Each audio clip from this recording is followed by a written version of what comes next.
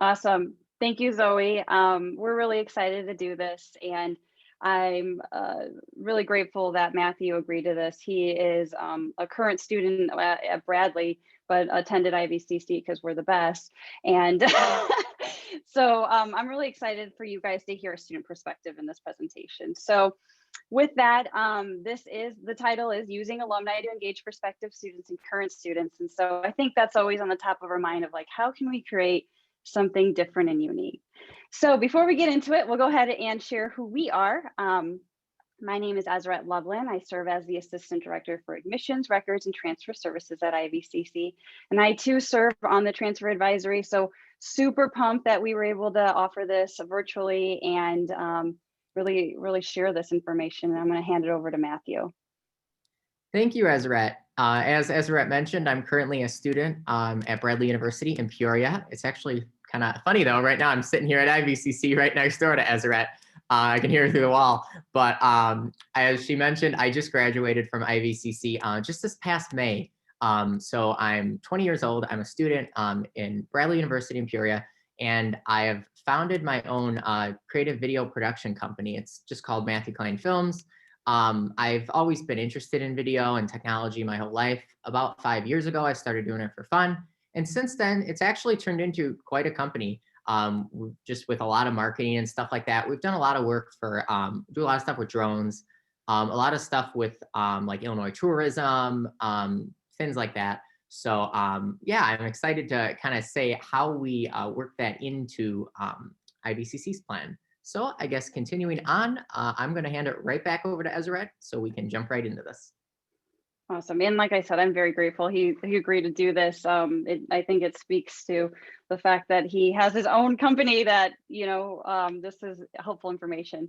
But if you're anyone or anything like me, I'd like to know what I'm going to get out of this presentation. So this is kind of just an outline of what we plan to cover. I will say the beginning is kind of, okay, here's this idea, here's this project. And so think of it as us telling you how you can do it at your institution if it's something that you choose to move forward with. And then the second half is really Matthew sharing a lot of his skill set and understanding, what is social media? How does it work? And how do we engage really the students that we want to recruit? So keep that in mind, or whether it's working with transfer students, it's one of those things that we need to start thinking about how we can continue to engage them virtually. So moving along, that is kind of the big question is, how do we reach students?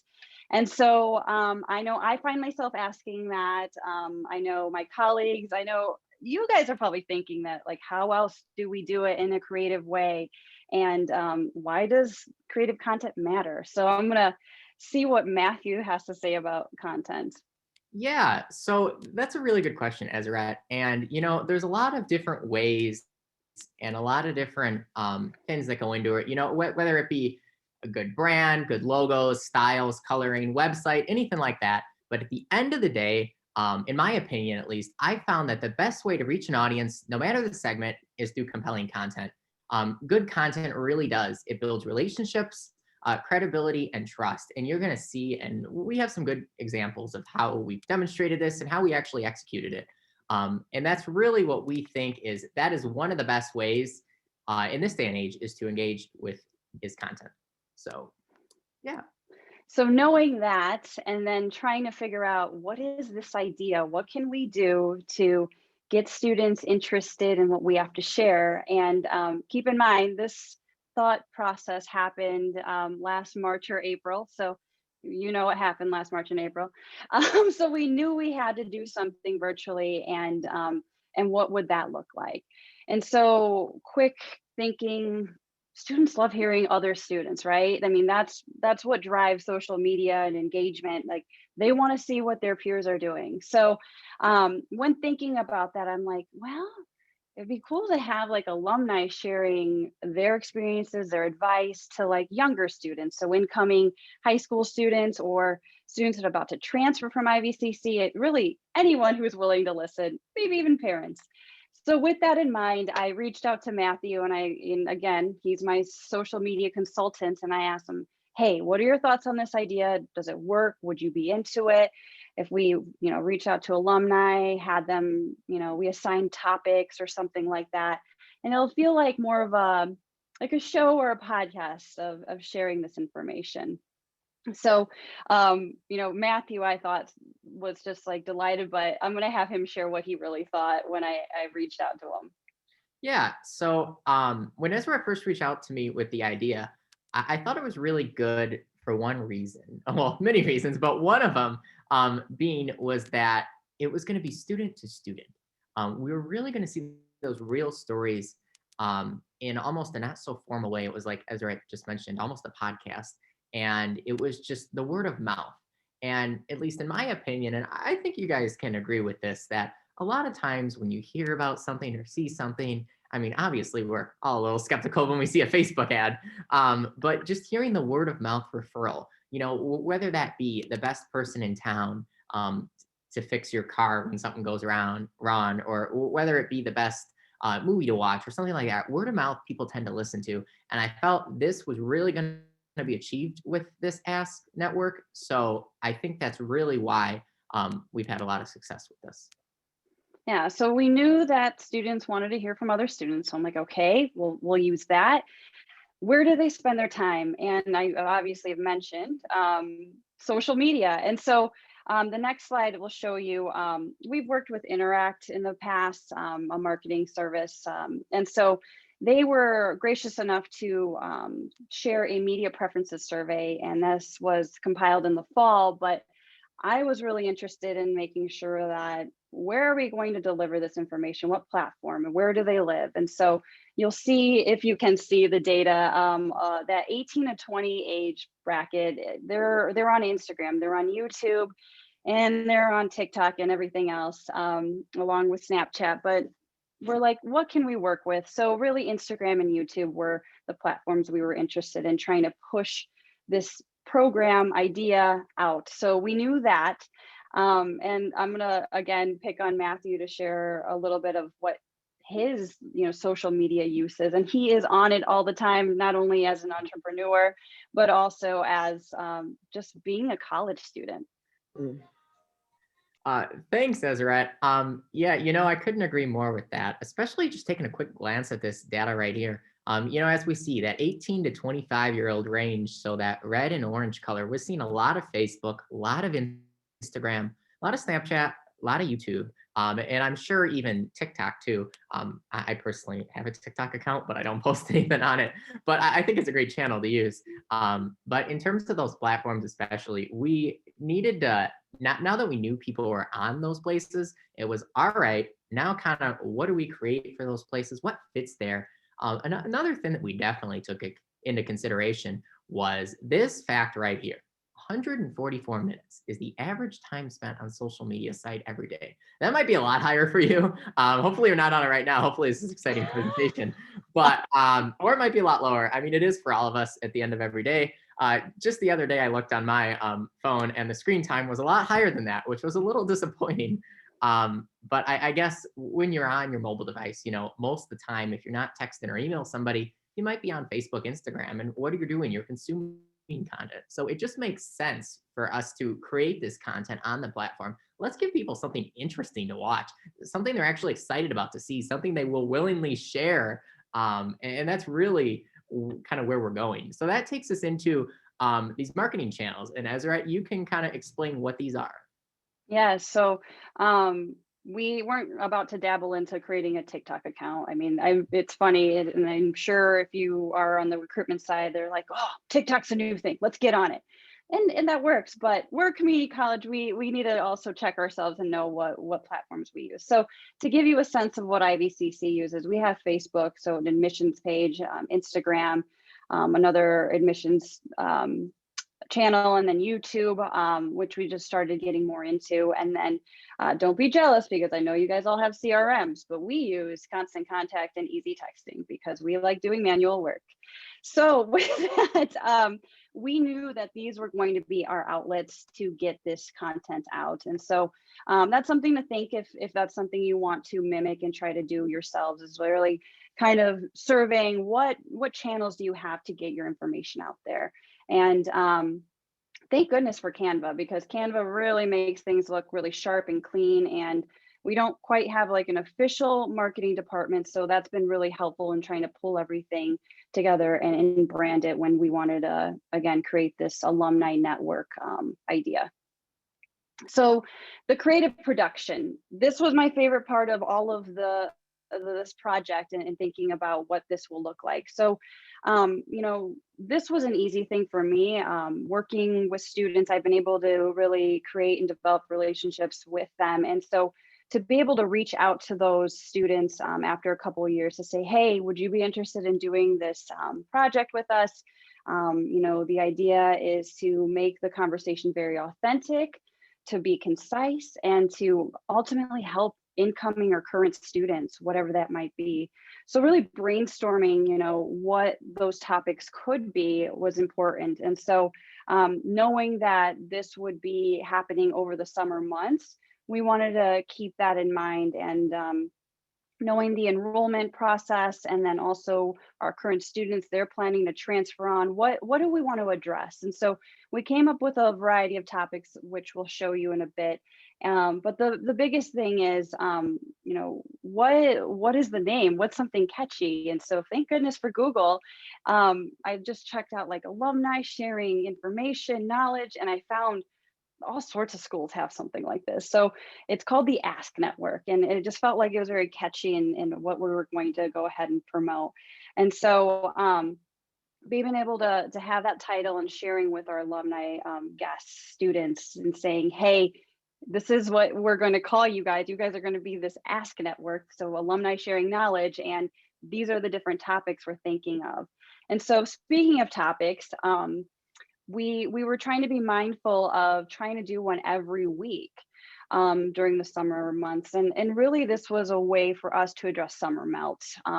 But again, it was a thing that we could still engage our current students that were planning to move on. So you can see here, these were the topics that we selected. So creating your experience as a college student, paying for college, that was around, mid-June, and that's exactly when we're trying to see, hey, have you made a decision? Choosing your major and transfer planning, that one was a big one, and that's kind of where we wanted to focus with this presentation. um, I think there's I don't think there's enough happening when it comes to having those conversations at the high school level, and even with our current students, of like, what does that look like? What does that really mean? And so to be able to touch on these different topics and having alumni share, this is what I wish I would have known, was really, really important for us to do. So keeping that in mind, we did it once a week over the summer months, 6 p.m. We're like, I bounced it off students. Matthew was like, yeah, 6 would work. And make sure it's Facebook Live, make sure you're recording it so that you can circulate that information if students aren't on there right away. But the other thing was always bouncing ideas on the topics. And I'm curious, Matthew, do you have any feedback or a sense when we were thinking about these topics that you'd like to share? Yeah, actually that you say that, I think it's important to remember that, and just as a student, I see this all the time. I'm sure you guys do as well. Some of these items per se, as like study tips and time management, choosing a major.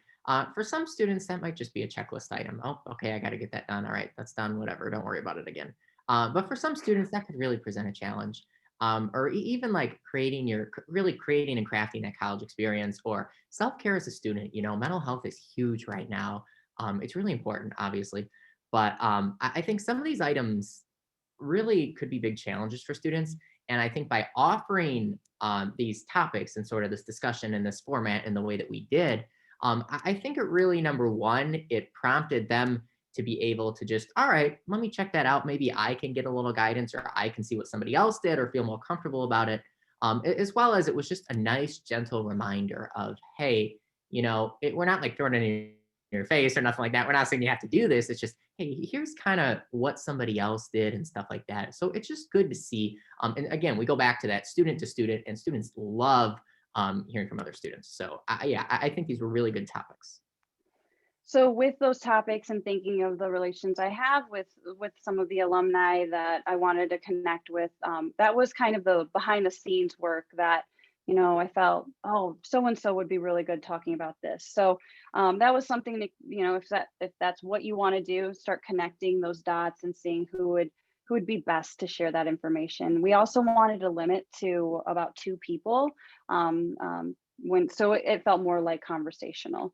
So the next slide will show you, I think, an outline of the questions to give you an idea of what questions we actually asked them. Oh no, it's the graphic. So if you could go back, Matthew, that'd be awesome. Oh, yeah, sorry. So in marketing this, so again, this is like April, May. We wanted to get postcards out. So you'll see on top, that's the postcard, again, Canva, so cool.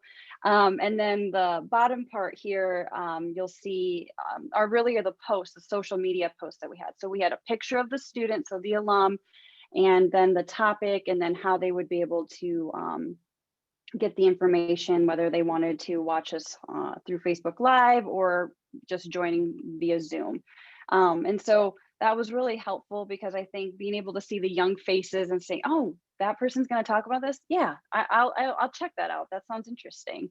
The next slide, I'll get to the questions. And so that's where the collaboration between the alumni was very important, to, again, make the conversation concise, authentic, and just, what are some things that were on their mind if they could think back. And so this one was specific to transfer planning. So, did you know where you wanted to transfer when you started IVCC?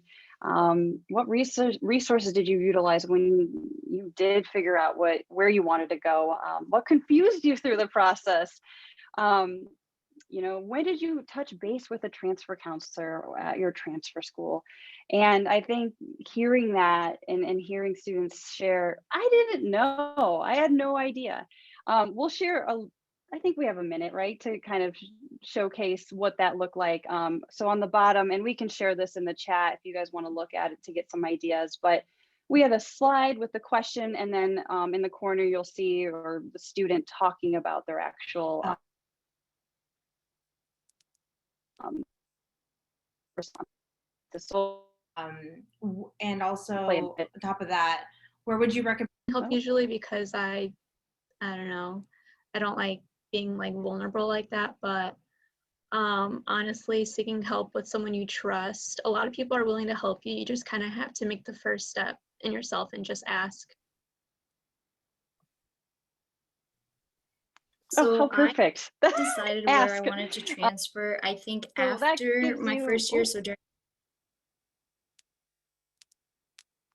that gives you an idea. We're not going to listen to the whole thing, but students were willing to share that information, and I think, again, that was helpful.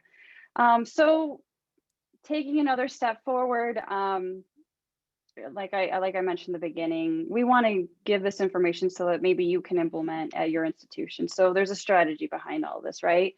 So to recap, really communication is important. So being able to communicate with your alumni guests, whatever connections you might have, letting them know that there's expectations with the recording of the actual session, and letting them get a glance at the questions beforehand. And I was very mindful in making sure we did a run through the week before we were going to go live with it, so that they felt comfortable and knowing what they wanted to share. And the next big thing was really promoting each topic every week in advance again. So we used all those channels that I mentioned before: social media, constant contact, easy text, and letting them know, hey, this is the topic for this upcoming week. Here's the information. Here's what you can learn. And then scheduling, I mentioned just a bit that these were the summer months. So we wanted to make sure that it made sense based on where the student was in, whether it was the enrollment process or if they were planning to transfer on. It made sense to hear that information. And then, like mentioning with the sharing the questions, wanting to make sure that they could give us feedback of anything that we could revise, or we don't like this question, or why aren't we asking this question? I thought that was really helpful. So it was really kind of driven by students to really make it possible. Matthew, any thoughts? Because you were part of this, you were the first session, so any thoughts on that? Yeah, so as you mentioned, I think it's important to emphasize how we did do that run through ahead of time. And it was kind of like, hey, here's kind of what we're going to be talking about. It was pretty similar to the actual one. But at the same time, we kept it pretty relaxed. Now, I would say more of a discussion. It wasn't like, oh, hey, I mean, you could RSVP, but we didn't make you, and you could go back and watch it. And we were just streaming it live on Facebook. So it was kind of like, back in the days when you used to be able to just walk into a coffee shop and it just kind of sit down and it just meet some cool people having a discussion. And that's really what we were kind of going for. It was summer. It was during the evening. It was just like, oh, hey, maybe, oh, what are they talking about tonight? Oh, creating a college experience. Yeah, that's kind of cool. Maybe I'll hop on for a while, see what's up, throw something in the chat. And as funny as it may sound, that's what really, I think, made it successful, is that students didn't feel like, hey, oh, this is some formal presentation or something I got to prepare for. I'm going to get quizzed on it or nothing.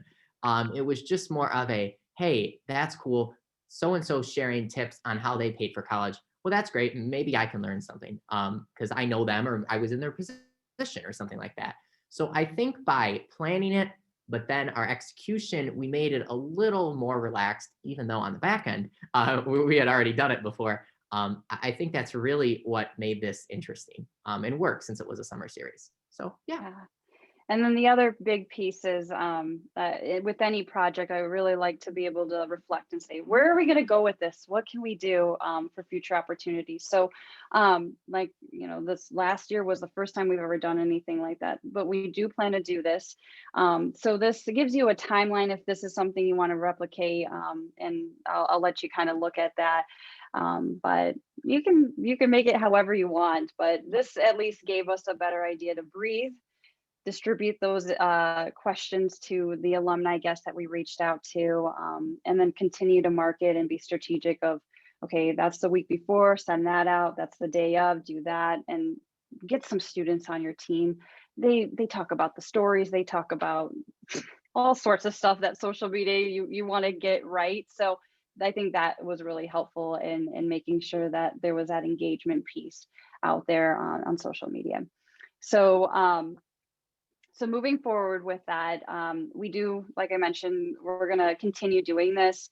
Some of the feedback I've gotten from students, even just students that have never even heard of it, I shared a little bit of it and they're like, yeah, you should do it, but maybe you should reach out to alumni that maybe thought they knew what they wanted to do, but have no idea. They're totally in a different path or career. And so I think those kind of things and that feedback is really helpful to try to figure out how we can shape it and make it interesting. Another big thing that students have mentioned was, you have some really great content, but the whole conversation is kind of lengthy. You should, snip it and use that as just general information to address those questions or thoughts that students might want to know more about. So we plan to do something like that as well. And we'll be sure to be able to share that information so you guys can kind of get an idea of all the different topics and what they were like. From there, again, here's what we did. Here's what you could do. I'm going to turn it over to Matthew and sharing more about what he does and how he helps us to create engaging content when it comes to social media or promoting an event. Awesome. Thank you so much, Ezra. So that's kind of that was a quick overview on our Ask Network. Now we're going to go through this next section, and it might seem a little fast. So if you have questions and stuff, make sure to let us know. But essentially what this is the content. So the Ask Network and that whole podcast series is a piece of content. And that was a good piece of content that we distributed on Facebook, Instagram. Obviously, we did other channels as well, but it was really targeted towards those people and those audiences. And, just a good saying that I always go by and I put it in all my content presentations is just go forward and create. And no matter what you create, as long as you put the time into it, you will be able to build those relationships, credibility, and trust, those three things that I mentioned earlier. So just jumping right into it. Just some quick differences, not going to spend much time on this. Traditional media versus social and digital media. I'm sure you guys have seen this before or know about it, but just some key differences are traditional media. Just think of, okay, That's more of my formal press release, Microsoft Word spell check, grammar check, social digital media. Not to say that you shouldn't do that, but social media is more dynamic.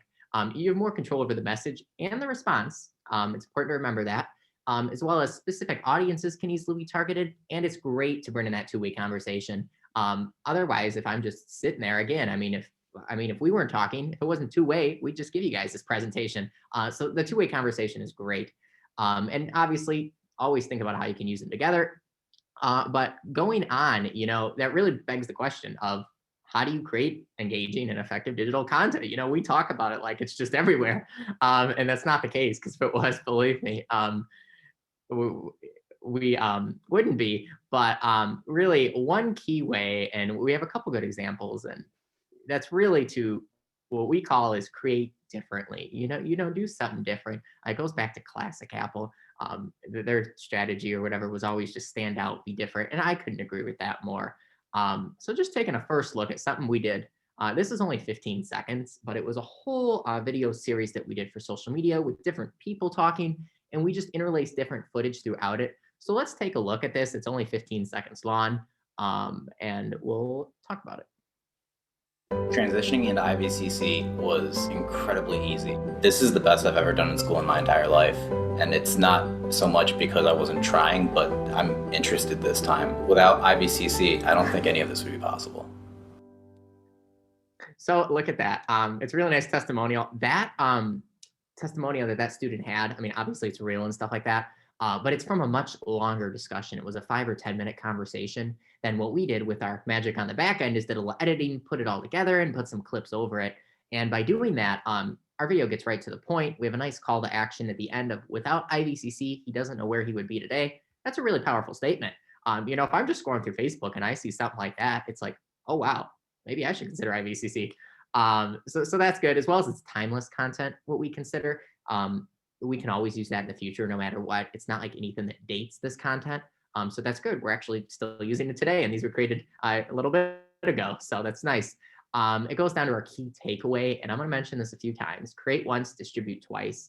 Anything that you can do the work for once, obviously in life, but especially here with the content area, is that we essentially just filmed all the interviews in one day. Pretty much the B-roll clips are the same in all the videos. We just have different people speaking. So now we have all these different pieces of content that we really only had to spend the time at creating once. And we can distribute these in all different ways, all different platforms, different lengths. So this was a great little short story series that we did on social media. Continuing on. Hey, everyone. Another thing, he actually might be on the call right now. The Director of Admissions, Records, and Transfer Services here at IVCC wanted to help us with a little event that we were doing. It was, again, a summer event. So a summer college connection, we were calling it. And it was just an event for students who were coming to the school, but they hadn't learned anything about it. And the semester was starting later that fall. And maybe they just wanted to get a jump start or get a little head start. And that's basically what this event was. It was a fun way to learn more about the school, as well as some of those not so exciting topics, like paying for school or stuff like that. So let's just take a quick look at this. And I'm actually not even going to play the video, but you'll see. Let's just take a quick look at the video. Our general college catalog, including processes and procedures, the history of IVCC, including politics and governance, and a little bit about myself. It might be a little awkward. No, it's not going to be awkward at all. We're going to have burgers and hot dogs, raffle prizes. You'll find out where your classes are. You'll get to meet everyone. And the best part is it's all going to be free. We're going to have music and water balloons. So I'll see you there June 19th at 10 a.m. So that was something just really fun that we did. Essentially, our thought was, look, we wanted to try and get people here. It's summer. We're having fun. How can we make it actually seem like the event's going to be fun? Because it was fun. We thought, hey, let's do something really crazy. So we had him getting thrown by water balloons. And then at the end, we had that student come in and it's like, no, it's not going to be boring. Again, she mentions the free food, stuff like that, as well as we still have that traditional flyer at the end for people that maybe want to see all the information, all the details. Obviously, that was in the email as well. But just looking or seeing something like this, if all of a sudden you see something like that online, you're probably going to be like, oh, wow, that's something different. Let me at least look at the video. And the fact that it was only 43 seconds. And we were just able to present the same information in that fun way.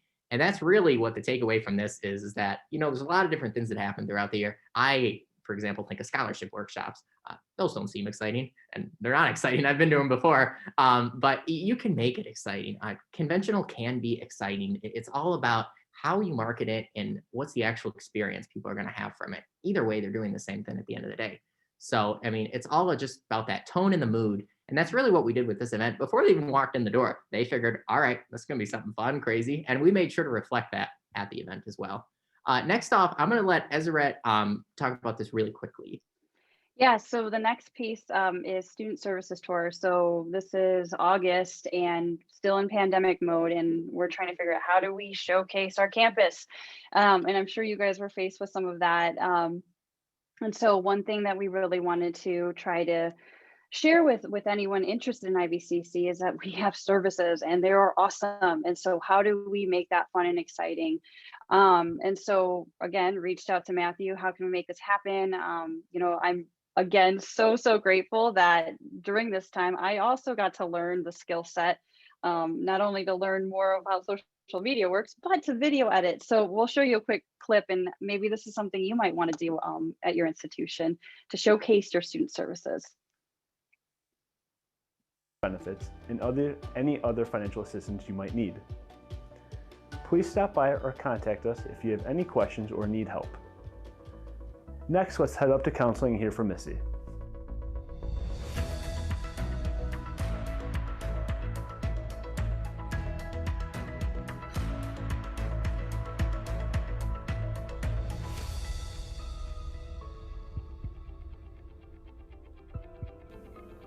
Hi, I'm Missy Killian. So you can see that we wanted to give the student also to be able to see the personal touch, the people behind the service, so that they're like, oh, that person actually looks friendly. I'll probably feel more comfortable asking for help, or even trying to get a sense of like, where is that in the campus? So luckily, again, Matthew had the idea that, you know, Apple did this really cool thing. Let's try to mimic it. And so you got to see us going through the hallway. What I really love about this too, it's timeless. We plan to use this for quite some time, and it's again showing that there's services out here and how important they are. Definitely. Continuing on, just one more quick example, and this isn't video related. It kind of just, you might be thinking this whole time, that's great, they're creating all this stuff, what are they doing with it? Well, we're not just doing it for the fun of it, but believe me, we do have fun. But one of the places we really post all this is on our student run Instagram. So if your college is not on Instagram already, I highly recommend it. But really, especially at the community college level, and even just college and high schools in general, students are spending a lot of time on Instagram. So we thought, hey, it goes back to those students connecting to students.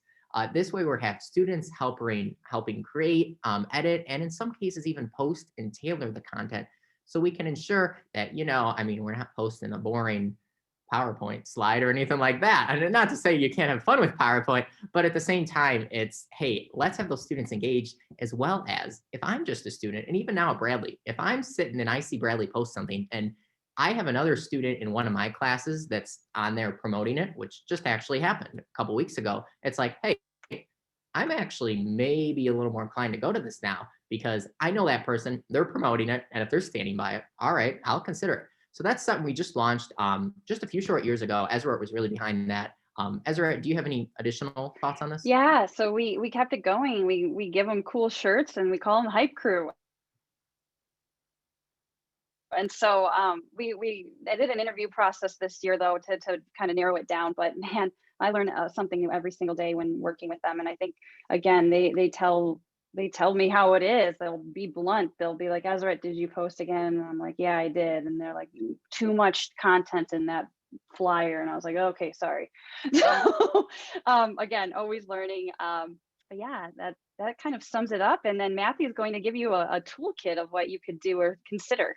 Yeah, so by no means is this all inclusive, but at the same time, we wanted to give you some basic things to get started. So you can see whether you're creating, editing, or posting, they're all very important. Steps, you know, edit, think of more of like, hey, I'm editing the final draft of the paper, I'm getting it ready to post. If there's anyone English teachers or anything like that here. You know what I'm talking about. But otherwise, posting, arguably the most important part, you got to make sure that content is going in the right spot. Again, it doesn't do any good if you spend so much time doing something, but then you put it the wrong spot. Just some key takeaways really quickly. Consistency is important. Going back to that Ask Network podcast video thing that we did this past summer, if we would have just done one of those, yeah, it would have been nice. But the fact that we had them every Wednesday at 6, even if I just tuned in for the third or fourth one, they were on demand. So I could go back and watch them. And I think people did. I mean, we would see the views from, hey, episode 3 just came out and 2 just got a lot of views too. So it was good that we were consistent with that. People know, oh, it's Wednesday night. Let me hop on, see what they're talking about tonight. It was kind of that sort of thing, which really went well for us. Create once, distribute twice, super important. Spend your time wisely. And that leads us into our next thing. Just one last point I want to make. And you guys know this, but you need more time. No matter what, you think everything's just okay. It's going good. We're on a roll. That's great. But in reality, it's up and down, kind of crazy. It's happened a million times here. It happened just this past March when we were doing commencement. It was like, oh my gosh, we're trying to get this done. We were cutting it close, and sometimes we all cut it close, but I cut it too close. Thankfully, everything did get done. It was great. But just reality, always building some extra buffer time. But other than that, again, thanks for joining us. We've given you guys some ideas, but now it's your turn to go create. This might sound crazy, but sometimes you just have to be afraid of old ideas. So just think about that for a second. The past 3 years, my time working with IVCC, we've done some things that I know definitely have been considered crazy at the time. And people will look at us, like walking up and down the halls, like, what are they doing today? They're always doing something weird and crazy. But sometimes that's what it takes, especially just to set the standard online and just get that visibility. Ezra, what do you think? Oh, absolutely. Like I mentioned, I am forever grateful that Matthew, you're willing to share, and you're a student, and you have just such an awesome skill set to be able to share. So with that, we're gonna, oh wow, 3:40, we did it, Matthew. We're gonna open it up to questions. And if there's anything that's on your mind, or you guys, maybe we went through something really quickly, let us know, and we hope to answer those. So right now, I'm not seeing any questions in the chat. However, I can ask a question then, I suppose. So I know that you had talked about social media and up and coming social media platforms like TikTok and other forms of social media. How do schools make that content engaging yet not pandering? Yeah, so I guess my thoughts on that is, especially with something new, when TikTok first came out and started becoming popular, I personally was not a fan of it. But since then it's really growing on me. I would say that in terms of the actual content, some things to remember are, hey, if I'm posting the same thing on TikTok that I would post on Facebook in the same way, Facebook's more community driven, where TikTok is more likely going to be students. I wouldn't necessarily post the same exact thing. Not to say, however, you might just need to create it a little bit differently. I think especially with going with TikTok or Instagram, you definitely want to get those students involved if possible, because they can help you with, hey, take the students, here's what I want to promote the scholarship workshop. What are your ideas on how to do it? And then have the students come back to you. And we've done that before with our social media team meetings. And then they'll say, hey, here's what we think would go well. And then obviously, as long as everything's still in line with school and all that stuff, I would say go for it. Ezra? Yeah, no, absolutely. I would say just really listen to the students. They're going to tell you what's best and what's interesting and engaging. I'm seeing some other questions coming through now, so that's fun. Yeah, so one of the questions, which event would you say prospective students enjoyed the most, or that you saw the most engagement from? Man, I feel like a little bit of everything. I felt like the self-care one was really a big one. Matthew, was there any other one that you were like, wow, there's from the quite a Ask Network? I think self-care is huge, especially right now, seeing that we've been pretty much now a year with a COVID world. I think that's still important in terms of still staying connected with people online and still maintaining good communication and stuff, I think has definitely been hard for some people. But yeah, I think that one, I agree. I would definitely look in some more avenues like that. Absolutely. So when you were on Zoom, did you post the links on social media, I assume, and tell me if the question asker would like to clarify? I'm wondering, are you in referencing the privacy of the Zoom meeting, or are you like Zoom bombing or something like that? If you could clarify, that would be helpful. But when you did have Zoom events or Facebook Live events, did you post those links on social media? Yeah, we did. We included them in the post, but we also used Zoom and then linked it to Facebook to make it Facebook Live, I guess. And it's a thing that you can do. So that was really helpful. And then we would always upload the actual recording to YouTube, and then be able to circulate that and continue to do that. So yeah, and I really like this other question, like how could you use these topics for, a transfer student? I think the same topics that we mentioned you can do, or even, ask if you have like student ambassadors, like what are some things that you wish you would have known, or things that we could have touched on? I'll let Matthew speak on that as well. Yeah. I think, sorry, what was the question with 4-year? How would you In a adapt 4 the ask topics for transfer students going into a 4-year setting?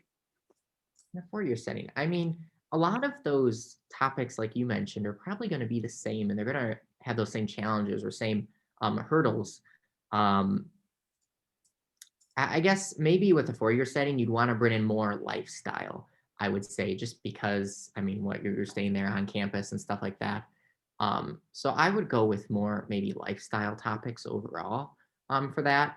But at the same time, I feel like a lot of the traditional challenges are the same no matter where you are. Yeah. One thing we didn't mention is we did also something similar like this with non-traditional students. So that's also something that if you'd like to check out our YouTube channel, there's a session, a recording of that. And so that, I mean, you can do so much with it. It's just trying to figure out who to connect, what students, and making that happen. This question is likely potentially for Azeret, but Matthew, you might have some input as well. So you're very fortunate to have Matthew and have that he has the interest and the skills with video and media. However, if the school does not have a Matthew, where would you recommend that they start?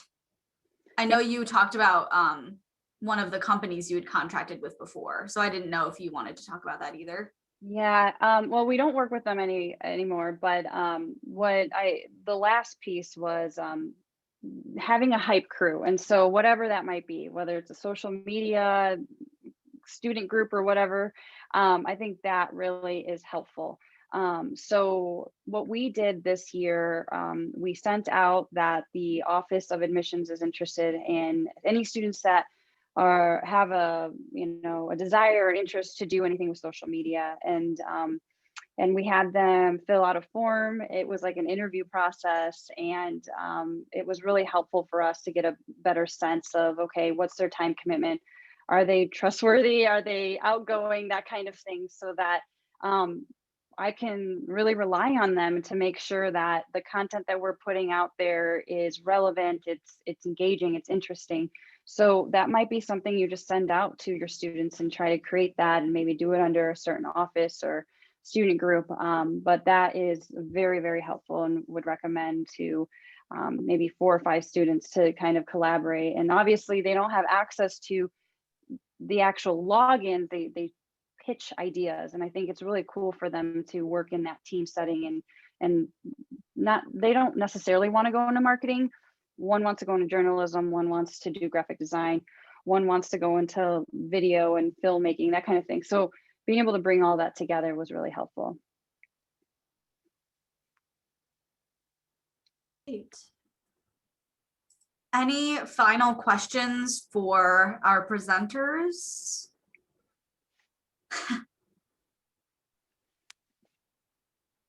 Okay. Well, if that's all the questions that y'all have, I don't want to hold you up. So thank you to both of our presenters, Azret and Matthew, for a wonderful presentation. Lots of really great stuff, lots of helpful content.